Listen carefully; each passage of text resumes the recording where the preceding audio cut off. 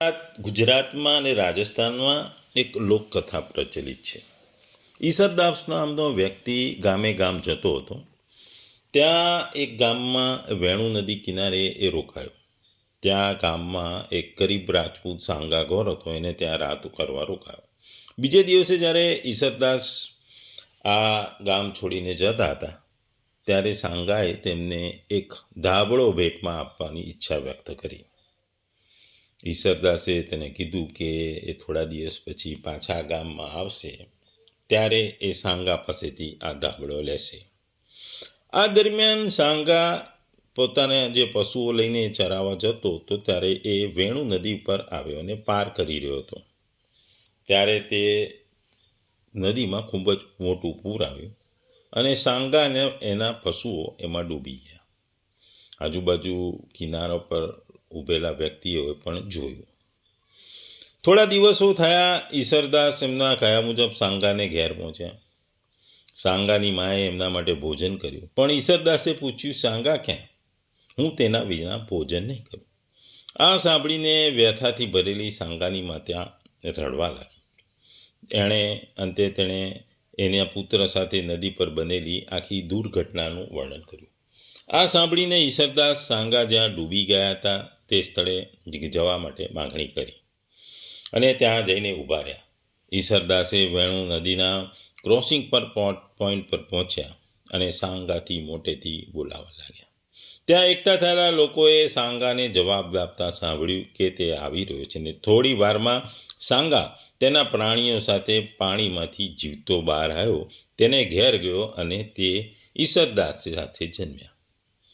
આ ઈસરદાસે એકવાર જૂનાગઢમાં એક વ્યક્તિને જ્યારે સાપના ડંખથી મૃત્યુ પામ્યો હતો ત્યારે ઈસરદાસ ત્યાં હાજર હતા. એમને આ ઘટનાની જાણ થતાં દુઃખ થયું અને ઈસરદાસે ભગવાનને પ્રાર્થના કરવાનું ચાલુ કર્યું અને થોડી જ વારમાં જે વ્યક્તિને સાપ કરડ્યો હતો એ વ્યક્તિ પાછો જીવતો થઈ ગયો. આ ઈસરદાસે ગુજરાતમાં આ હીરો ઉપર જ્યારે ઇસ્લામ કબૂલવા માટે અથવા મુસ્લિમ બનાવવા માટે જે ધમકી આપવામાં આવી હતી અને અથવા જામીનના પૈસા ભરવાનું કીધું હતું ત્યારે એમણે પૈસા ભરી મદદ કરી હતી. આવી જ વસ્તુ જ્યારે ચારણો ઉપર જ્યારે સુલતાને કે મુગલોએ જ્યારે કરવેરા લગાવ્યા હતા ત્યારે આ ઈસરદાસે એ લોકોને પણ મદદ કરી હતી. આ ઈસરદાસ એ ગુજરાત અને રાજસ્થાનમાં કૃષ્ણ ભક્ત તરીકે પૂજાતા હતા. એમના આવા કેટલાય ચમત્કારી કાર્યો હતા. એવો ભક્ત હતા, કવિ પણ હતા. આ એમની ઓળખ આ ભક્તની, કવિની અને આ એમના ચમત્કારોને લીધે એને લોકો અને ગામના અને આજુબાજુના ગુજરાત અને રાજસ્થાનના લોકો એને મહાત્મા તરીકે ઓળખતા હતા. મહાત્મા ઈસરદાસ. આ જ વાત આપણે જાણીએ છીએ કે મહાત્મા આપણામાં ગાંધીજી હતા. મહાત્મા ગાંધીજીએ આપણને આઝાદી અપાવવાની મદદ કરી હતી. એમના કાર્યોને લીધે એમને મહાત્માનું બિરુદ મળ્યું હતું. એટલે મહાત્મા એક એવી વ્યક્તિ છે કે જે ગ્રેટ હોય છે, જેમનું જે આત્મા હોય છે સારો હોય છે, એ લોકો માટે કામ કરતા હોય છે. એમને કોઈ પણ જાતનો ઘમંડ હોતો નથી, કોઈ જાતનો લોભ નથી હોતો, કોઈ જાતનો કોરોબ નથી હોતો અને એ એમના કર્મો નિષ્કામ ભાવે કરે છે. કોઈ પણ કર્મની જે કર્મ કરે એની ઈચ્છા વગર એ ફળની ઈચ્છા વગર કર્મો કરતા હોય છે. એટલે આવા વ્યક્તિઓને મહાત્મા કહેવામાં આવે છે. આ શ્લોકમાં આવા જ મહાત્માની ભગવાને વાત કરી છે. મહાત્મા જ્યારે આત્મા અને પરમાત્મા બે વચ્ચે જ્યારે આત્માનું પરમાત્મામાં મિલન થવું એટલે કે મોક્ષ મેળવવા માટે દરેક આત્મા હોય એ દરેક વ્યક્તિ મોક્ષ નથી, પણ આત્માથી જે મહાન આત્મા બને છે, જે મહાન આત્મા બને છે, જેનો આત્મા એકદમ નિર્દોષ છે, એવી જ વ્યક્તિ પરમાત્માને પામે છે. એ વસ્તુની વાત આ શ્લોકમાં કરી છે, મહાત્માની વાત કરી છે. અને આગળ જેમ શ્લોકમાં કીધું એમ દૈવી અને આસુરી શક્તિઓ હોય છે. એમાં અહીં દૈવી જે પ્રકૃતિવાળામાં મહાત્માની મહિમા અહીં ગાવામાં આવી છે. ભગવદ્ ગીતાનો અધ્યાય 9 શ્લોક 13મો. મહાત્માનસ્તુ મામ પાર્થો દૈવીમ પ્રકૃતિમાશ્રિતાઃ ભજન્તિ અનન્ય મનસો જ્ઞાત્વા ભૂતાદિમ અવયમ. ગુજરાતીમાં જો આ શ્લોકને કહીએ તો, હે પાર્થ, મોહગ્રસ્ત નહીં થયેલા મહાત્મા પુરુષો દેવી પ્રકૃતિના રક્ષણ હેઠળ હોય છે. તેઓ સંપૂર્ણપણે ભક્તિમય સેવામાં નિમગ્ન રહે છે, કારણ કે તેઓ મને જ આદિ તથા અવિનાશી પૂર્ણ પુરુષોત્તમ પરમેશ્વર તરીકે જાણે છે. બીજા શબ્દોમાં કહીએ તો પણ, હે પાર્થ, દૈવી પ્રકૃતિને આશ્રિત મહાત્માઓ મને સર્વભૂતોનું સનાતન કારણ અને નાશરહિત અક્ષર સ્વરૂપ સમજીને અનન્ય મનથી યુક્ત થઈ નિરંતર ભજે છે. આપણે આગલા શ્લોકમાં જોયું કે આસુરી પ્રકૃતિના મનુષ્યો ન તો ભગવાનને માને છે અને ન તેમની આજ્ઞાને માને છે. આ જે આસુરી પ્રકૃતિવાળા હોય છે એ પતનના માર્ગે જનારા હોય છે. 11મા અને જે 12મા શ્લોકમાં જે નિમ્ન શ્રેણીના મૂળ તથા આસુરી સ્વભાવના મનુષ્યનું જે વર્ણન કરવામાં આવ્યું હતું, જેને આસુરી, રાક્ષસી, મોહિની સ્વભાવથી આશ્રિત મૂળ લોકોની જે વાત કરવામાં આવી હતી, તેમનાથી સર્વથા વિલક્ષણ એવા ઉચ્ચ શ્રેણીના પુરુષોનું આ શ્લોકમાં વર્ણન કર્યું છે. અને એ ભાવને બતાવવા માટે તું શબ્દ વાપર્યો છે. ભગવાનની એ વિશિષ્ટતા છે કે ભગવાન આપણને કોઈ પણ વસ્તુ સમજાવતા પહેલાં એના સૌથી પહેલાં એના ખરાબ પાસાની માહિતી આપે છે અને પછી એના સારા પાસાની મહત્વતા આપણને સમજાવે છે. ખરાબ પાસાને સમજીને જ તમે સારી વસ્તુને સારી રીતે સમજી શકો. એટલે જ 11મા 12મા શ્લોકમાં આસુરી, રાક્ષસી અને મોહિની પ્રકૃતિના સ્વભાવવાળાની વાત કરી અને પછી અહીં દૈવી પ્રકૃતિવાળા એટલે કે દૈવી પ્રકૃતિવાળા મહાત્માઓની વાત કરી છે. અને જે ભગવાનનો પ્રભાવ નહીં જાણનારા આસુરી પ્રકૃતિના મનુષ્યોની જે નિંદા કરી, પછી આ શ્લોકમાં ભગવાન સગુણરૂપની ભક્તિનું તત્વ સમજાવવા માટે ભગવાનના પ્રભાવને જાણનારા દૈવી પ્રકૃતિનો આશ્રય કરનારા ઉચ્ચ શ્રેણીના એટલે કે મહાત્માના અનન્ય લક્ષણો બતાવે છે. અહીં ભગવાને દૈવી પ્રકૃતિ શબ્દ વાપર્યો છે, અર્થાત દેવી સંપત્તિમાં દેવ નામ પરમાત્માનું છે. આ પરમાત્માની સંપત્તિ દૈવી સંપત્તિ કહેવાય છે. પરમાત્મા પોતે સંત છે, એટલે કે સત છે. આથી પરમાત્માની પ્રાપ્તિ કરવાવાળા જેટલા ગુણો અને આચરણો છે તેમની સાથે સત શબ્દ જોડાય છે, અર્થાત તે સદગુણ અને સદાચાર કહેવાય છે. દેવ અર્થાત ભગવાન સાથે સંબંધ રાખનારા, તેમની પ્રાપ્તિ કરાવી આપનારા જે સાત્વિક ગુણો અને આચરણો છે. 16મા અધ્યાયના પહેલાથી 3જા શ્લોક સુધીમાં જેમનું અભય વગેરે 26 નામોથી વર્ણન કરવામાં આવ્યું છે, એ સર્વનો જે સારાંશ કે વાચક અહીં દૈવી વિશેષણ સાથે પ્રકૃતિ શબ્દ પણ વાપરવામાં આવ્યો છે. તે સાત્વિક ગુણો અને આચરણોને સમ્યકપણે ધારણ કરી લેવા જ એ જ દૈવી પ્રકૃતિને આશ્રિત કહેવાયું છે. એટલે જે 3 પ્રકૃતિના ગુણો છે, સતગુણ, રજગુણ, તમગુણ, એમાં જે સતો ગુણો, સાત્વિક ગુણો છે, એને ધારણ કરનારની અહીં ભગવાન વાત કરે છે. ભગવાન આ શ્લોકમાં જે દૈવી શક્તિ છે, આગળ આપણે જોઈશું કે દૈવી શક્તિ ઘણા લોકોને યોગ માયા તરીકે ઓળખાય છે. ભગવાન જે ભૌતિક પ્રકૃતિમાં જે રચે છે એ માયા છે, અને ભગવાનની પોતાની જે માયા લીલાઓ છે એ યોગ માયા છે. આ પણ યોગ માયા અને યોગ માયા જે વાત છે, એવી રીતે આસુરી પ્રકૃતિ અને દૈવી પ્રકૃતિઓ છે.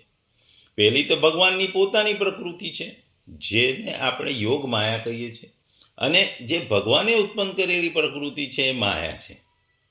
જેવી રીતે ખરાબ પ્રકૃતિ છે, રાક્ષસી છે, જે નકામી છે, જે અદૈવી છે, અને અદૈવીમાં આસુરી, રાક્ષસી, દૈત્ય, દાનવ, જે આપણે આગલા શ્લોકમાં વાત કરી, અહીં દૈવી પ્રકૃતિમાં અને એમાંય પાછા મહાત્માઓની વાત કરી છે. અહીં મહાત્માના પદનો પ્રયોગ કરવામાં આવ્યો છે. જેમનો આત્મા મહાન હોય છે, જેમના જે આપણે આત્મા કહેવાય છે એકદમ નિર્મળ અને શુદ્ધ હોય છે, જેમના પવિત્ર મનમાં ભગવાનનું નિવાસસ્થાન રાખ્યું છે, જે ઉચ્ચ આત્માવાળી વ્યક્તિઓ છે, એની ભગવાન વાત કરે છે. મહાન આત્મા એ જ છે કે જેણે પોતાના મહાન લક્ષ્ય માટે અથવા ભગવત પ્રાપ્તિ માટે બધી જ રીતે ભગવાન તરફ વળી ગયો છે અને એમાં સતત રત રહે છે, એમની સાધનામાં રહે છે. અહીં ભગવાને મહાત્મા શબ્દ પદનો પ્રયોગ એવા નિષ્કામ અનન્ય પ્રેમી ભગવત ભક્તો માટે કરવામાં આવી છે કે જે ભક્તો ભગવત પ્રેમમાં હંમેશા નિમગ્ન રહે છે, જેઓ ભગવત પ્રાપ્તિ માટે સદા યોગ્ય છે, જેમને આત્મજ્ઞાન છે, જેમનું મન વિશુદ્ધ છે, જેમનો સ્વભાવ દિવ્ય અને સાત્વિક હોય છે, જે અનન્ય ભક્તિ કરે છે, જે કોઈ રાગ દ્વેષ નથી રાખતા, કોઈ લોભ નથી રાખતા, મોહ નથી રાખતા, ક્રોધ નથી રાખતા, જે પોતાના કર્મો નિષ્કામ ભાવે કરે છે, કોઈ ફળની આશા વગર કરે છે, એવી દૈવી પ્રકૃતિવાળા મહાત્માનો શબ્દ વાપર્યો છે. મહાત્મા પોતાના મનને ધ્યાનને ભગવાન સિવાય અન્ય પર જવા દેતો નથી, કારણ કે એને ખબર હોય છે કે ભગવાન જ અંતિમ ધ્યેય છે, અંતિમ છે, અવિનાશી છે. એમના વગર આ પૃથ્વી કે ભૌતિક દુનિયા શક્ય નથી. એટલે અહીં મહાત્મા શબ્દનો ભાવ કર્યો છે. અહીં ભગવાને આગળ મામ પદ વાપર્યો છે. મામ પદ અહીં ભગવાનના સગુણ પુરુષોત્તમ રૂપનું વાચક છે. તે સગુણ પરમેશ્વરથી જ શરીર, ઇન્દ્રિયો, મન, બુદ્ધિ, બોધ સામગ્રી અને સમસ્ત લોકો સહિત સમસ્ત ચરાચર પ્રાણીઓની ઉત્પત્તિ, પાલન અને પછી એનો સંહાર થાય છે. આ તત્વને સમ્યક રીતે સમજી લેવું એ જ ભગવાનને બધા ભૂતોના આદિ સમજવા ગણાય. અને તે જ ભગવાનના અજન્મા અને અવિનાશી છે. માત્ર લોકો પર અનુગ્રહ કરવા માટે જ તેઓ લીલા વડે મનુષ્ય આદિ રૂપમાં પ્રગટ થાય છે.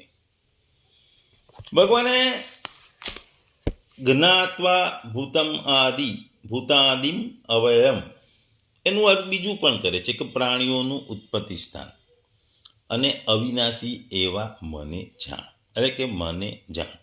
ભૂત એટલે આપણે આગળ બી જોયું સર્વ પ્રાણીઓ તેમજ પંચ મહાભૂતો. એટલે ભગવાન આપણને એમના જે અવિનાશી સ્વરૂપ છે એની તો આપણને પહેલા પણ વાત છે, એ અહીં યથાર્થપણે સમજાવે છે. અહીંયા ભગવાને આગળ અનન્યમ મનસો પદ વાપર્યું છે.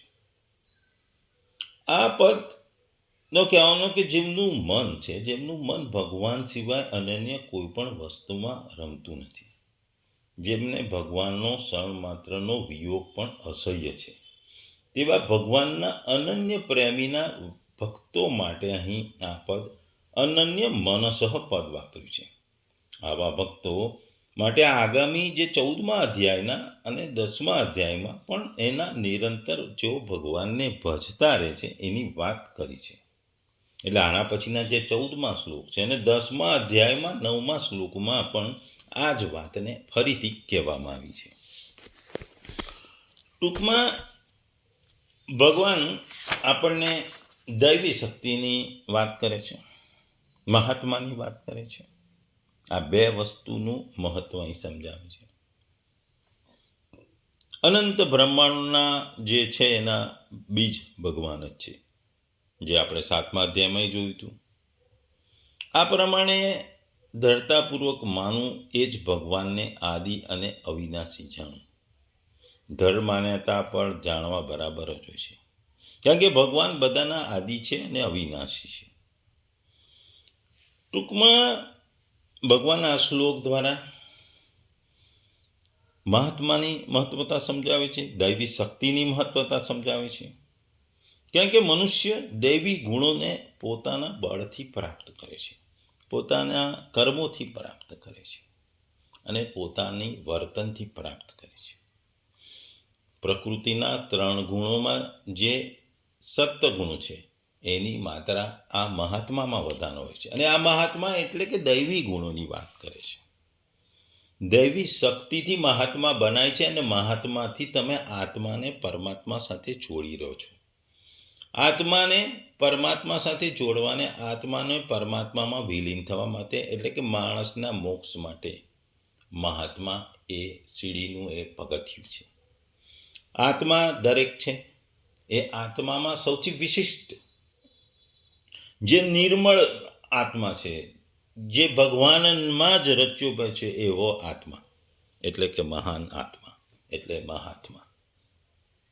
એટલે ભગવાન આ શ્લોકમાં મહાત્માની મહત્વતા બતાવે છે. કારણ કે જો તમારે આત્માને પરમાત્મા સાથેનું મિલન, જે દર મોક્ષ, એ દરેકનું અંતિમ ધ્યેય હોય છે, અને એ ધ્યેય પ્રાપ્ત કરવું હોય તો આત્મા એ વિશિષ્ટ આત્મા એટલે કે મહાત્મા બનવું પડશે, એ આ શ્લોકમાં ભગવાન કહે છે.